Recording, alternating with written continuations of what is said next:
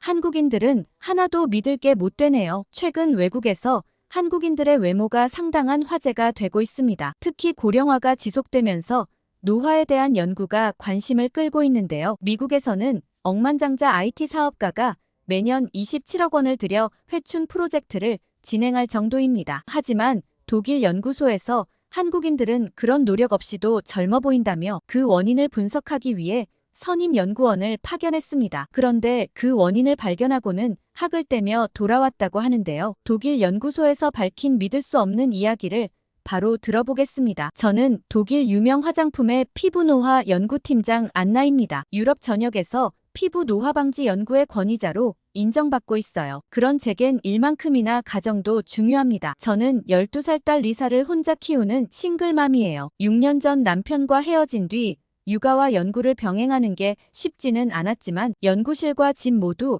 저의 삶에서 소중한 곳이라 포기할 수 없었죠. 다행히 회사에서도 워킹맘을 배려해주는 분위기라 지금까지 연구에 전념할 수 있었습니다. 매일 아침 리사를 학교에 데려다주고 연구실로 출근하는 게 일상이었어요. 리사는 제가 늦게 퇴근할 때면 연구실에 와서 숙제를 하곤 했습니다. 직원들도 리사를 딸처럼 예뻐해줘서 육아와 일을 함께하는 게 그리 힘들지 않았어요. 하지만 요즘 들어 무거운 마음으로 연구실에 출근하고 있어요. 지난 분기 실적 발표에서 충격적인 결과가 나왔거든요. 유럽 시장에서 20년 넘게 1위를 지켜오던 저희 회사의 점유율이 급격히 하락한 거죠. 특히 제가 담당하는 피부노화 방지 제품 라인의 매출이 전년 대비 35%나 감소했습니다. 원인은 한국 화장품의 급성장이었어요. 처음에는 아시아 시장에서만 인기 있는 일시적 현상이라 생각했습니다. 하지만 요즘 피부노화 방지 제품을 소비하는 연령이 점점 어려지고 있는데 유럽의 20, 30대 소비자들 사이에서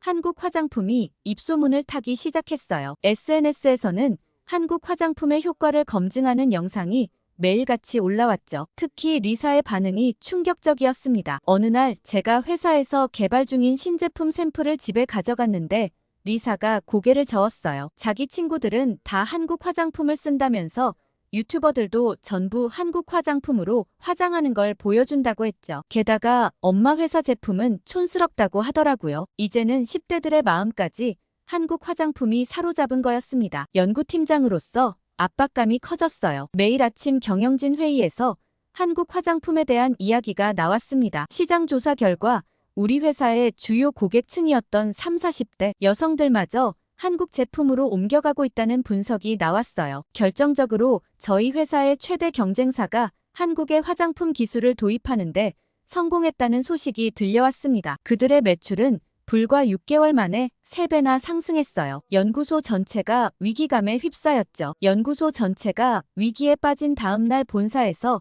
긴급회의가 소집됐어요. 평소와 달리 이른 아침이라 리사를 학교에 데려다주고 오느라 조금 늦었습니다. 회의실에 들어서자 경영진들의 날카로운 시선이 느껴지더라고요. 회의는 예상과 달리 빠르게 진행됐습니다. CEO가 저를 바라보며 한국행을 지시했어요. 최소 3개월간 한국의 연구소에 파견되어 그들의 기술력을 분석하고 배워오라는 명령이었죠. 순간 머리가 하얘졌습니다. 리사의 얼굴이 눈앞에 스쳤어요. 아직 12살인 리사를 두고 3개월이나 떠난다는 건 상상도 할 수 없었습니다. 하지만 회사의 위기 상황에서 연구팀장으로서 책임을 피할 순 없었죠. 결국 고개를 끄덕였어요. 집으로 돌아와 리사에게 상황을 설명했습니다. 리사는 의외로 담담하게 받아들였어요. 오히려 한국에 가면 K-팝 스타들의 화장품을 사다 달라며 웃었죠. 하지만 엄마와 3개월간 떨어져 지내야 한다는 걸 이해하고 나서는 조용히 울더라고요. 친정어머니께 연락을 드렸습니다. 다행히 어머니께서 흔쾌히 리사를 봐주시겠다고 하셨어요. 평소에도 손녀를 무척 예뻐하셔서 오히려 좋은 기회라며 좋아하셨죠. 리사도 할머니와 지내는 걸 좋아해서 한숨을 돌렸습니다. 이럴 때 아이를 봐줄 사람이 없다면 정말 생각만 해도 끔찍해요. 그렇게 한국으로 출발 준비를 하면서 한국에 대해 조사했어요. 사실 한국이라는 나라에 대해 아는 게 거의 없었습니다. 뉴스에서 보도되는 북한과의 갈등 상황이나 K-팝 정도가 전부였죠. 기술력은 뛰어나지만 여전히 독일의 발밑이라는 선입견도 있었어요. 연구소 동료들의 반응도 비슷했습니다. 굳이 그런 먼 나라까지 가서 배울 게 있겠냐는 반응이 대부분이었어요. 화장품 기술이야 서류만 보고도 충분히 분석할 수 있을 거라며 현지 파견은 불필요하다고 했죠. 하지만 저는 달랐습니다. 경쟁사가 한국 기술 도입 후 급성장한 것만 봐도 분명 배울 점이 있을 거라 생각했어요. 다만 기술적인 부분만 파악하면 된다고 단순하게 생각했죠. 짧은 기간 동안 핵심 기술만 습득하고 돌아오면 된다고 믿었습니다. 출국 전날 밤 리사의 방에서 잠을 잤어요. 리사는 저를 꼭 안고 잤는데 그 모습이 아직도 눈에 선합니다. 아침이 되자 리사는 울지 않으려 애쓰며 씩씩하게 배웅해줬어요. 할머니 손을 꼭 잡은 채 마지막까지 손을 흔들어주는 모습에 마음이 아팠죠. 공항으로 가는 길에 노트북을 켜고 다시 한번 한국 화장품 기업들의 자료를 찾아봤습니다. 기술력에만 집중하다 보니 다른 건 눈에 들어오지 않았어요. 비행기 안에서도 연구 자료만 들여다봤죠. 지금 생각하면 우물 안개구리처럼 좁은 시각으로만 바라봤던 것 같습니다. 13시간의 비행 끝에 인천공항에 도착했어요. 공항부터 충격의 연속이었습니다. 상상했던 것과는 전혀 다른 최첨단 시설이 눈앞에 펼쳐졌죠. 입국장에서 마중 나온 연구소 직원을 만났는데 그때부터 제 선입견이 깨지기 시작했어요. 인천공항에서 연구소 직원 소라가 저를 맞이했고 밝은 미소로 제 캐리어를 들어주겠다며 먼저 다가왔는데 그 모습이 인상적이었습니다. 피곤할 텐데 괜찮으냐며 걱정해주는 모습에서 따뜻함이 느껴졌죠. 차에 탑승하자 소라는 한국 화장품 산업에 대해 설명해주기 시작했어요. 가격 대비 성능이 뛰어나 해외에서 특히 인기가 많다고 했습니다. 실제로 유럽에서도 한국 화장품을 찾는 소비자들이 늘어나고 있다며 제 이야기에 맞장구를 쳐주었죠. 연구소에 도착하자 소라는 주차를 하고 잠시 볼일을 보고 올라오겠다며 저보고 먼저 5층으로 올라가 보라고 했어요. 연구소장님께서 기다리고 계실 거라며 안내해 주었습니다. 엘리베이터에서 내려 연구소로 향하던 중 복도에서 한 젊은 여성을 마주쳤어요. 단정한 정장 차림이었지만 인턴처럼 보였습니다. 연구소장님 방을 찾는다고 하자 자신이 안내해 주겠다며 앞장섰죠. 잠시 후 도착한 곳은 회의실이었어요. 그 여성이 차를 준비하더니 이내 자리를 피했습니다. 차를 직접 내온 걸 보니 아마도 비서인가 보다 생각했어요. 잠시 후 노크 소리가 들렸고 아까 그 여성이 다시 들어왔습니다. 연구소장님이 늦어지시냐고 물어보자 그 여성이 대답은 않고 소장님 자리에 앉는 게 아니겠어요? 제가 어리둥절한 표정을 짓자 그 여성이 웃으며 자신이 연구소장이라고 얘기했어요. 순간 얼굴이 확 달아올랐습니다. 분명 30대 중반으로 보였는데 알고 보니 50대라니 믿기지 않았죠. 더 놀라운 건 그분의 이력이었어요. 20년 넘게 화장품 연구를 해오셨고 수백 개의 특허를 보유하고 있다고 했습니다. 연구 실적을 들으면서도 계속 그분의 젊어 보이는 외모에 정신이 팔렸죠. 한참을 이야기 나누다 문득 아까 마주친 다른 연구원들도 실제 나이보다 훨씬 젊어 보였다는 걸 깨달았어요. 모두가 피부가 좋았고 주름이 거의 없었습니다. 우리가 개발하려는 항노화 효과가 이미 그들의 일상에 녹아있는 듯 했죠. 소라가 다시 회의실로 들어왔을 때 저는 여전히 당황스러운 상태였어요. 연구소장님께서는 제 반응이 재미있으셨는지 웃으며 이런 반응은 처음이 아니라고 말씀하셨습니다. 점심 식사 자리에서 연구소장님께서는 본인도 처음 해외 출장 갔을 때 20대로 오해받아서 난처했던 경험을 들려주셨어요. 그때 소라가 우리나라는 나이보다 젊어 보이는 게 축복이자 고민이라며 웃었죠. 그날 저녁 호텔로 돌아와 리사에게 영상통화를 걸었어요. 오늘 있었던 해프닝을 이야기하자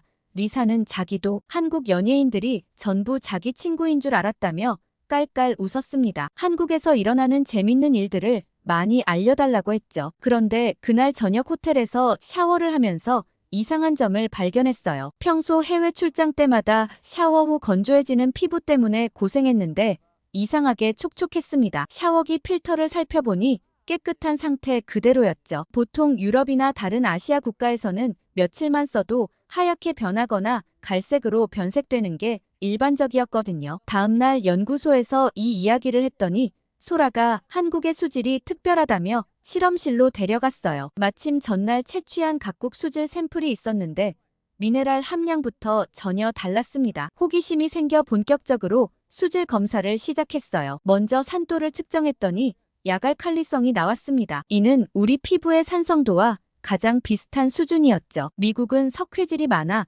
강알칼리성이고 유럽은 산성에 가까웠는데 한국 물은 마치 고급 스킨케어 제품처럼 피부에 적절한 산도를 보여줬어요. 미네랄 밸런스는 더 놀라웠습니다. 칼슘, 마그네슘 비율이 이상적이었고 중금속은 거의 검출되지 않았어요. 연구소장님께서는 한강 수계가 가진 특별한 환경적 요인 때문이라고 설명해 주셨죠. 한강 상류의 화강암층이 자연 필터 역할을 한다는 게 흥미로웠어요. 물이 바위 틈을 통과하면서 불순물은 걸러지고 좋은 미네랄만 녹아들어 최적의 밸런스가 만들어진다고 했습니다. 세계 각국의 실험실 수질과 비교 실험 내용도 살펴봤죠. 같은 양의 물로 피부 보습도를 측정했더니 한국 수돗물이 압도적으로 높은 수치를 기록한 결과를 볼 수 있었어요. 특히 48시간 경과 후에도 보습력이 유지되는 점이 인상적이었죠. 소라는 한국 수돗물로 화장품 원료를 녹였을 때 안정성이 더 높아진다고 했어요. 유효 성분의 지속성도 좋아졌죠. 이건 정말 획기적인 발견이었어요. 연구소장님께서는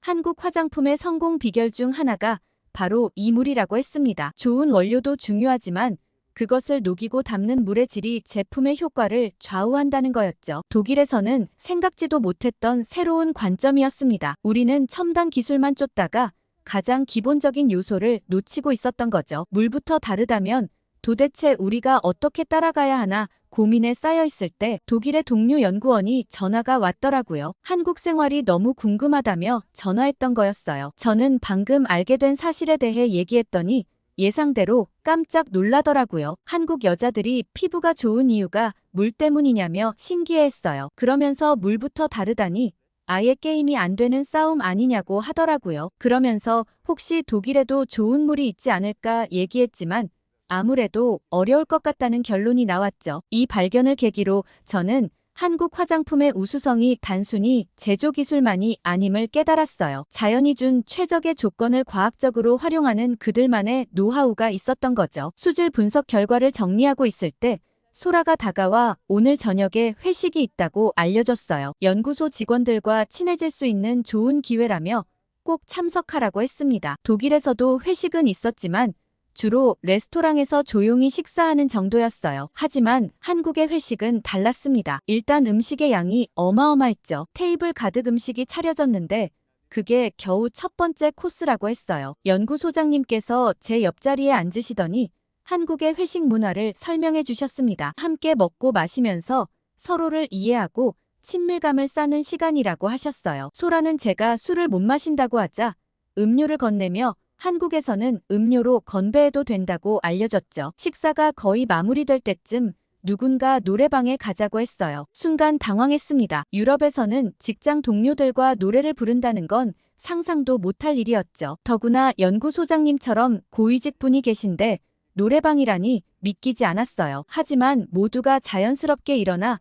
노래방으로 향했습니다. 연구소장님도 웃으며 따라 나섰어요. 소라가 제게 한국에서는 회식 후 노래방이 기본이라고 설명해 주었죠. 노래방에 들어서자 또 한 번 놀랐어요. 연구원들의 분위기가 완전히 달라졌습니다. 평소 진지하던 박사님들이 신나게 춤을 추고 노래를 부르기 시작했죠. 어색하게 앉아있던 저에게 소라가 쉬운 노래를 하나 추천해 주었어요. 소라가 고른 노래는 아파트였습니다. 한국에서 가장 유명한 노래 중 하나라며 따라 부르기 쉽다고 했어요. 화면에 가사가 나오고 첫 소절이 시작되자 모두가 박수를 치며 호응해 주었죠. 노래를 부르면서 신기했어요. 한국어를 잘 모르는데도 워낙 유명한 노래라 후렴구는 자연스럽게 따라 부를 수 있었습니다. 연구원들도 함께 불러주며 분위기를 띄워주었죠. 노래가 끝나자 모두가 환호성을 질러주었어요. 그때 연구소장님께서 윤수일의 아파트도 들려주고 싶다고 하셨습니다. 앞서 제가 부른 노래와 같은 제목이지만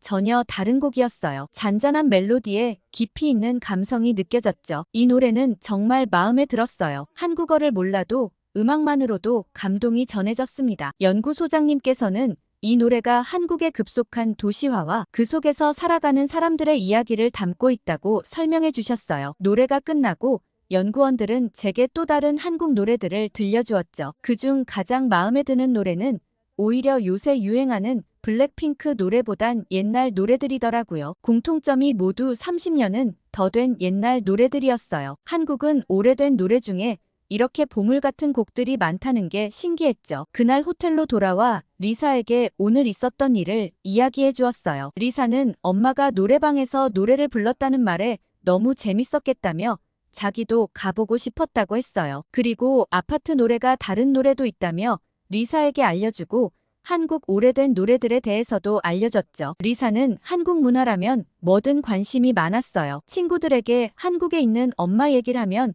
다들 부러워한다며 요새 학교에서 인기가 많아졌다고 했죠. 그리고 다음엔 자기를 꼭 데려가야 한다며 마구 졸랐어요. 알겠다며 리사를 달래고 전화를 끊었습니다. 그런데 그날 밤 이상하게 아파트 노래가 계속 머릿속에 맴돌았어요. 단순히 기술만 배우고자 왔던 출장이었는데 이렇게 재밌는 출장은 처음이었죠. 다음 날 아침 연구소에 도착하자 신입 인턴 민지가 회사를 소개해주겠다며 나섰어요. 어제 노래방에서 K-팝을 열창하던 그 민지가 오늘은 또 다른 모습으로 차분하게 회사를 설명하는 게 인상적이었습니다. 실험실을 돌아보던 중 점심시간이 되어 구내식당으로 향했어요. 독일에서는 대부분 샌드위치로 간단히 해결하는데 이곳은 달랐습니다. 마치 고급 한식당 같았죠. 그런데 식당에 들어서자 특이한 냄새가 코를 찔렀어요. 민지가 오늘의 메뉴는 청국장이라고 했습니다. 구수한 냄새라며 웃는 민지의 말과 달리 처음 맡아보는 이 냄새는 너무 강렬했죠. 배식대에 다가가 보니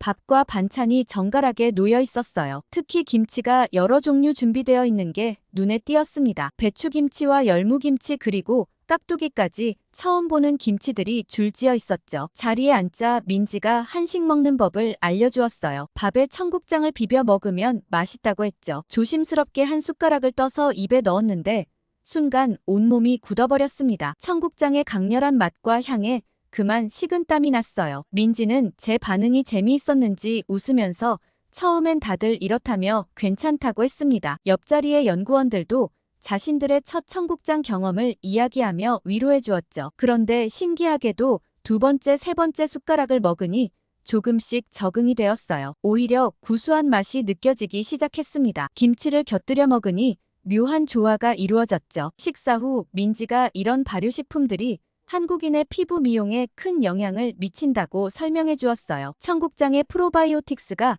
장 건강에 도움을 주고 이것이 피부 건강으로 이어진다는 거였습니다. 특히 김치에 대한 설명이 흥미로웠어요. 유산균 발효 과정에서 생성되는 물질들이 피부 노화를 막아준다고 했죠. 게다가 항산화 효과도 뛰어나다고 했습니다. 연구소장님께서도 한국인의 발효식품 문화가 1000년 이상 이어져 왔다고 설명해 주셨어요. 된장이나 청국장 그리고 김치처럼 발효식품이 식단의 중심이 된 문화는 세계적으로도 흔치 않다고 하셨죠. 오후에는 실험실에서 이런 발효식품들의 성분을 분석해봐야겠다고 생각했어요. 청국장의 충격에서 회복하고 나서 민지가 회사 근처를 산책하자고 제안했어요. 점심 식사 후 가벼운 운동을 하는 게 한국의 직장 문화라고 했습니다. 연구소 근처는 현대적인 오피스 단지였는데 곳곳에 놀라운 광경이 펼쳐졌어요. 사무실 건물 1층마다 카페가 있었는데 모든 카페에 기저귀 교환대가 설치되어 있었습니다. 아이용 의자는 기본이고 유아용 식기도 따로 구비되어 있었죠. 민지는 이런 시설이 한국에서는 당연하다고 했어요. 어린 자녀가 있는 직장인들을 위해 기업들이 자발적으로 설치한다고 했습니다. 산책로를 따라 걷다 보니 넓은 공원이 나왔어요. 평일 오후인데도 유모차를 끌고 나온 엄마들이 모여 있었습니다. 아이들은 물놀이 시설에서 즐겁게 놀고 있었고 엄마들은 벤치에 모여 이야기를 나누고 있었죠. 특히 눈에 띈 건 공원 곳곳에 설치된 편의시설이었어요. 수유실은 기본이고 아이들을 위한 작은 도서관까지 있었습니다. 민지는 이런 시설들이 대부분 무료라고 했어요. 문득 리사가 어렸을 때가 떠올랐습니다. 당시 독일에서는 아이를 데리고 다니기가 쉽지 않았어요. 일단 차를 오래 타야 했고 기저귀를 갈아야 할 때면 항상 고민이었죠. 아이와 함께 갈 수 있는 곳도 제한적이었죠. 한국에서 리사를 키웠다면 어땠을까 하는 생각이 들었어요. 아이를 키우기 좋은 환경이 자연스럽게 조성되어 있어서 워킹맘으로서의 삶이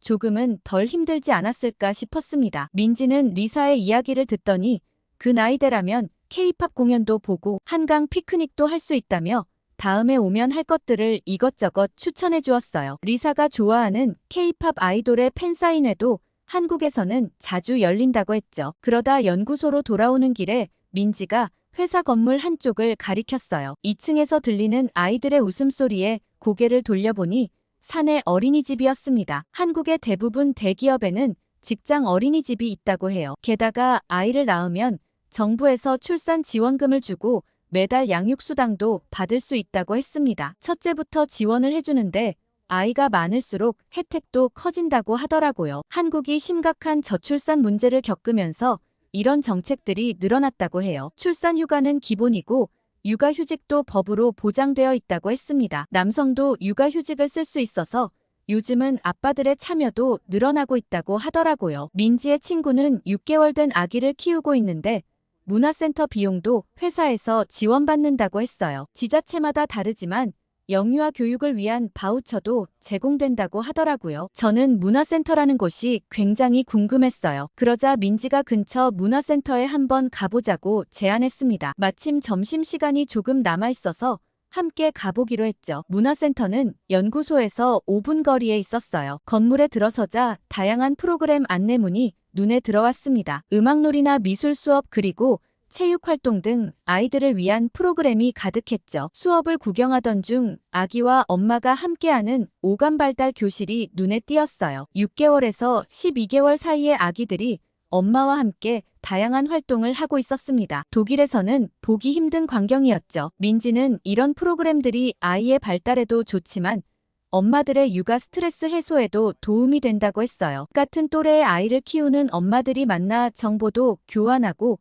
공감대도 형성한다고 하더라고요. 물론 요즘 한국의 젊은 부모들은 육아 커뮤니티를 통해 정보를 공유하는 사람도 많다고 했죠. 수업이 끝나고 나오는 엄마들의 표정이 밝아 보였어요. 아기들은 즐거워서 까르르 웃고 있었고 엄마들은 다음 수업을 약속하며 대화를 나누고 있었죠. 그런데 문화센터를 둘러보는데 예상과 다른 광경이 펼쳐졌어요. 영유아 프로그램이 진행되는 1층을 지나 2층으로 올라가 보니 어르신들이 가득했습니다. 민지가 이곳이 실버 문화센터라고 설명해 주었어요. 복도를 지나다 보니 수채화 교실이 눈에 들어왔습니다. 70대로 보이는 할머님들이 진지한 표정으로 그림을 그리고 계셨어요. 놀라운 건 그림의 퀄리티였죠. 몇 년째 배우고 계신다고 하는데 전문가 수준의 작품들이 많았습니다. 옆 교실에서는 사진 수업이 한창이었어요. 어르신들이 최신 카메라를 들고 열심히 강의를 듣고 계셨습니다. 강사님께서 카메라 설정을 하나하나 꼼꼼히 설명해 주시는데 모두들 메모하느라 바빴죠. 더 놀라운 건 3층 운동실이었어요. 요가 매트를 깔고 스트레칭을 하시는 분들부터 엿기를 드시는 할아버님까지 계셨습니다. 민지는 이분들이 일주일에 3번씩 꼭 나오신다고 했어요. 제가 이런 모습들에 놀라자 민지의 할머님도 요즘 젊은 사람들처럼 유튜브 채널을 만들어 보고 싶다고 하시며 촬영하는 방법을 배우고 있다고 하셨어요. 그러면서 한국에선 이런 게 굉장히 자연스러운 문화라고 했습니다. 한국의 어르신들은 은퇴 후에도 계속 새로운 것을 배우려고 노력하신다고 했어요. 문화센터마다 실버 프로그램이 있어서 배우고 싶은 분야를 쉽게 접할 수 있다고 합니다. 특히 놀라웠던 건 수강료가 매우 저렴하다는 거였어요. 대부분의 프로그램이 국가나 지자체 지원을 받아서 어르신들의 부담이 크지 않다고 했습니다. 이런 모습을 보며 한국의 노인분들이 왜 그렇게 젊어 보이시는지 이해가 됐어요. 계속해서 새로운 것을 배우고 도전하시니 마음도 젊어지고 자연스럽게 외모도 젊어 보이는 것 같았습니다. 오후 연구실로 돌아와 한국 발효식품에 대한 분석을 시작했어요. 유산균은 물론이고 비타민과 미네랄 그리고 아미노산 등 피부 건강에 좋은 성분들이 풍부했습니다. 더구나 발효 과정에서 이런 영양소들의 흡수율이 높아진다는 사실도 알게 되었죠. 이걸 매일 먹는 한국인들의 피부를 따라잡기에는 아예 불가능할 것 같았습니다. 발효식품 성분 분석을 마무리하고 있을 때 소라가 다가왔어요. 오늘 오후에 특별한 연수가 있다며 함께 가보자고 했습니다. 연구소의 원로이신 김 박사님의 한의학 강의가 있다고 하더라고요. 강의실에 들어서자 젊은 연구원들이 이미 자리를 가득 채우고 있었어요. 예상과 달리 모두가 진지한 표정으로 필기도구를 준비하고 있었습니다. 소라는 이 강의가 연구원들 사이에서 인기가 아주 높다고 설명해 주었죠. 김 박사님은 80대 연세에도 불구하고 굉장히 정신이 맑으셨어요. 한의학에서 바라보는 피부 노화의 원리를 설명하시는데 현대의학의 용어와 한의학 용어를 자연스럽게 접목하셨습니다. 특히 인상 깊었던 건 젊은 연구원들과의 소통 방식이었어요. 질문이 나올 때마다 옛 의서의 내용과 현대 연구 결과를 연결지어 설명해 주셨습니다. 마치 수천 년의 시간을 넘나드는 것 같았죠. 강의 중간에 김 박사님께서 재미있는 말씀을 하셨어요. 젊은 연구원들에게 배우는 게 더 많다고 하시면서 요즘은 그들에게 AI 활용법도 배우고 계시다고 했습니다. 배움에는 나이가 없다는 말씀을 하시더라고요. 젊은 연구원들도 놀라운 열정을 보여줬어요. 한의학 용어를 더 정확히 이해하기 위해 한자까지 공부하고 있다고 했습니다. 점심시간에는 김 박사님과 함께 스터디 그룹도 운영한다고 하더라고요. 김 박사님께서는 이런 지속적인 학습이 뇌를 젊게 만든다고 설명하셨어요. 실제로 연구소에서 진행한 뇌 활성화 연구에서 지속적으로 새로운 것을 배우는 사람들의 뇌가 더 활력있게 나타났다고 합니다. 강의가 끝난 후 김 박사님께서 직접 보여주신 연구 자료가 충격적이었어요. 평균 연령 75세의 연구원들과 45세 연구원들의 뇌 활성화 정도를 비교한 건데 지속적으로 학습하는 고령 연구원들의 뇌가 더 활발한 활동을 보였다고 했습니다. 소라는 이런 현상이 한국의 전반적인 트렌드라고 설명해 주었어요. 은퇴 후에도 계속 공부하고 새로운 것을 배우는 문화가 자리 잡혀 있다고 했죠. 실제로 연구소의 시니어 연구원들은 매년 새로운 자격증에 도전한다고 합니다. 강의실을 나오면서 김 박사님께서 다음 주 세미나 준비를 하시는 모습이 보였어요. 태블릿으로 프레젠테이션 자료를 수정하시는데 손놀림이 젊은 연구원들보다 더 능숙해 보였습니다. 저녁에 리사와 영상 통화를 하면서 오늘 있었던 일을 이야기해 주었어요. 리사는 우리 할머니도 문화센터 같은 곳에서 뭔가 배우시면 좋겠다고 했어요. 할머니도 더 건강하고 활기찬 삶을 보내실 수 있지 않을까라며 할머니를 걱정하더라고요. 리사와 통화를 마무리하고 한국 사람들이 나이에 비해 젊어 보이는 이유를 하나 더 발견한 것 같아요. 계속해서 배우고 도전하는 자세가 육체적 나이를 뛰어넘게 하는 것 같았습니다. 그리고 다음날 본사에서 긴급한 연락이 왔어요. 지금까지의 연구 결과를 빨리 공유해달라는 내용이었습니다. 경쟁사의 신제품 출시가 임박해 더 이상 기다릴 수 없다고 하더라고요. 하지만 지금까지 발견한 3가지 비밀을 어떻게 연결해야 할지 고민이었어요. 깨끗한 물과 발효식품 문화 그리고 평생학습으로 이어지는 생활습관이 어떻게 피부 건강과 연결되는지 설명하기가 쉽지 않았습니다. 연구소장님께서는 제 고민을 눈치채셨는지 특별한 실험을 제안하셨어요. 20대부터 70대까지 다양한 연령대의 연구원들을 대상으로 생활습관과 피부 상태의 상관관계를 분석하자고 하셨죠. 실험 결과는 충격적이었습니다. 단순히 화장품을 많이 쓰는 연구원보다 발효식품을 즐기고 꾸준히 새로운 것을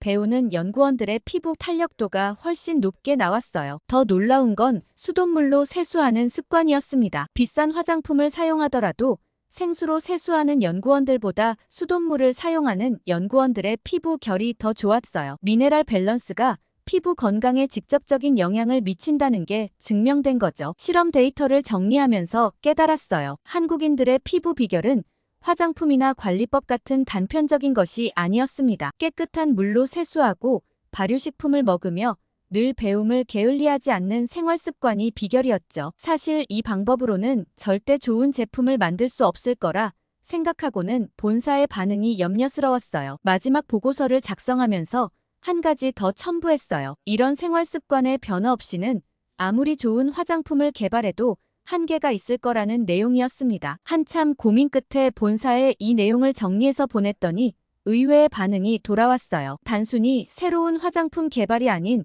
라이프스타일 전반을 아우르는 토탈 케어 프로그램을 제안하라는 지시였습니다. 소라는 한국의 화장품 회사들도 이미 이런 방향으로 가고 있다고 했어요. 단순히 제품만 파는 게 아니라 건강한 생활 습관을 함께 제안하는 방식으로 변화하고 있다고 했죠. 독일로 돌아온 후 본사에서 대대적인 변화가 시작됐어요. 제가 제안한 새로운 접근법이 경영진의 마음을 움직였나 봅니다. 단순히 화장품 연구만이 아닌 전반적인 라이프 스타일 변화를 추구하기로 했죠. 먼저 회사부터 바꿔야 한다며 가장 먼저 바뀐 건 구내식당이에요. 한국식 발효식품을 도입하기로 했는데 처음에는 반발이 심했습니다. 하지만 김치와 된장찌개가 메뉴로 나오기 시작하면서 직원들의 반응이 달라지기 시작했어요. 특히 놀라운 건 구내식당 메뉴 변화 한 달 만에 직원들의 피부 상태는 물론 건강 상태가 눈에 띄게 좋아졌다는 점이었습니다. 발효식품의 효과를 직접 경험한 직원들은 이제 한식을 찾아 먹을 정도가 됐죠. 수질 개선도 진행했어요. 한국의 수돗물 시스템을 벤치마킹해서 연구소 전체에 새로운 정수 시스템을 도입했습니다. 설치 비용이 만만치 않았지만 직원들의 만족도는 매우 높았어요. 가장 인기 있었던 변화는 평생 교육 프로그램 도입이었습니다. 처음에는 업무 관련 강좌만 개설했는데 직원들이 한국 드라마로 배우는 한국어 강좌를 요청했어요. 지금은 매주 점심시간마다 드라마를 보며 한국어를 배우는 직원들로 강의실이 가득합니다. 직원들도 이런 시스템에 대한 이해를 하고 신제품을 개발했고 매출도 상승세로 돌아섰어요. 단순히 제품만 파는 게 아니라 건강한 라이프 스타일을 함께 제안하는 방식이 소비자들의 마음을 움직인 것 같습니다. 특히 평생 교육 프로그램은 우리 회사의 새로운 브랜드 이미지가 됐어요. 연구소장님께서는 이제 젊음과 건강이 하나의 요인으로 결정되는 게 아니라는 걸 깨달았다고 하셨습니다. 좋은 물, 건강한 음식, 그리고 끊임없는 배움이 조화를 이룰 때